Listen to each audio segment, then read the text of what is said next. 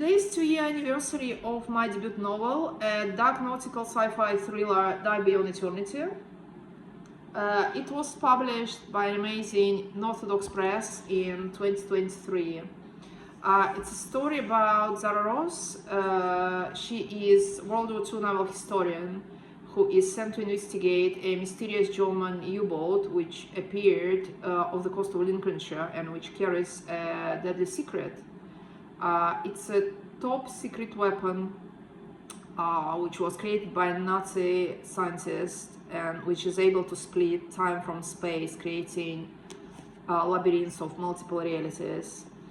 So today I would like to read you from the first chapter, and I hope you enjoy it. Chapter 1, Zara, Boston, UK, present day. The small research vessel rolled and pitched wildly on the storm swell of the North Sea, the horizon disappearing beneath the dull waters. An armada of heavily pregnant clouds advanced from the west, raiding the attack, giving no ground to the eternal blue sky, or permitting the sun to penetrate their thick grey armor. Zara never felt seasick. In fact, the long drive from Portsmouth to Boston to reach the wreck exhausted her more than a few hours in the pre-storm sea. She daydreamed that in the previous life she could have been a mermaid, or a pirate, or maybe a submarine captain. She squinted, tasting the salt spray on her lips as she observed the mission's progress.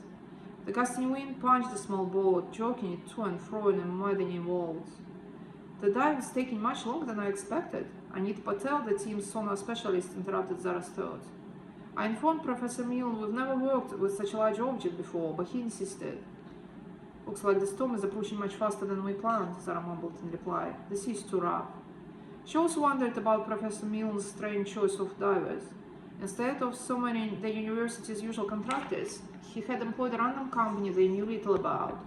Perhaps he wanted to keep the mission low profile. Discovering this dark underwater shape, mysteriously buried in a sandbank, sounded like science fiction.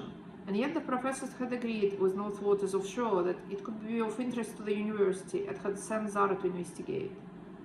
What do you want me to do? Miss Patel stared at Zara, waiting. Do you want me to call off the operation right now, or how much time do we have? About an hour's worth of oxygen and divers' tanks. Zara fixed her eyes on two monitors, watching the remotely operated vehicle, ROV, transmitting underwater video from the darkness. For the last hour, the two divers had been trying to clean the layers of sand away from the wreck using a special pressurized air hose. The sonar monitored the location of the wreck over a 100-foot radius, and there was no mistaking in distinguishing the shape of the U-boat. Her three-bladed propeller, small conning tower, periscope, antennae, snorkel, and hydroplanes. There is one thing we know for sure, this is a U-boat, Zara explained, shifting her gaze from the sonar to the camera screens and back. U-4713A, she read the number on the conning tower aloud. This is a rather unusual number, 3713A. Where did you come from? She looks like she left port yesterday, Anita said. Look, the hull's rubber coating is undamaged. No sign of sea life interference. There is no debris around her either. No signs of torpedo impact or strike by a mine, Zara nodded. No implosion from within.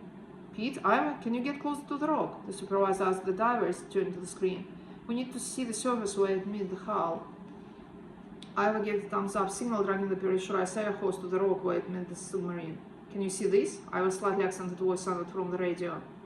His camera moved closer to the hull. Even in the murky water, Zara and Anita could distinguish no damage to the U-boat. It looks like she's growing straight out of the rock. How on earth? Anita showed a long shoes look at her colleague. I have no idea, but Zara trailed off in thought. The only way to know is to glimpse inside, she said finally. It sounded like a huge favor to ask, far too dangerous, far too risky, and outside of the company's regulations. But it seems like the only way to clarify her theory. I'm sorry, Miss Rose, but I can't put my people at risk, Anita said. Professor Milne agreed that only... Zara exhaled. I understand. Safety first.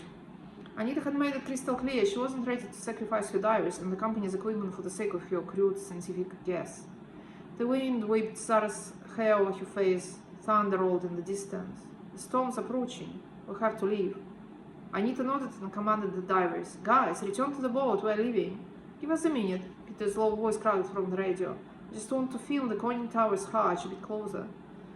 Can we have a clear image of the propeller, please? Zara asked the second diver before turning to Anita. Markings on the blades can indicate where the propeller was manufactured and which shipyard assembled the vessel. I will acknowledge. Copy that.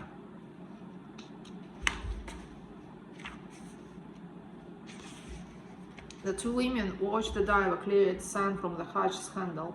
The screen blinked in complete darkness. Pete? I need to be out. Pete, what's going on? Your camera is offline. Squeezed the radio, but I heard nothing. The second camera seems to have frozen as well. A technical issue?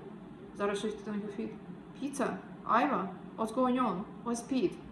Anita almost screamed. Zara grabbed Anita's shoulders and stared at the screens. Iva? Pete? Anita repeated, turning the radio's volume to maximum. I'm not sure. Even through the radio's interference, Zara could hear Iva's panic.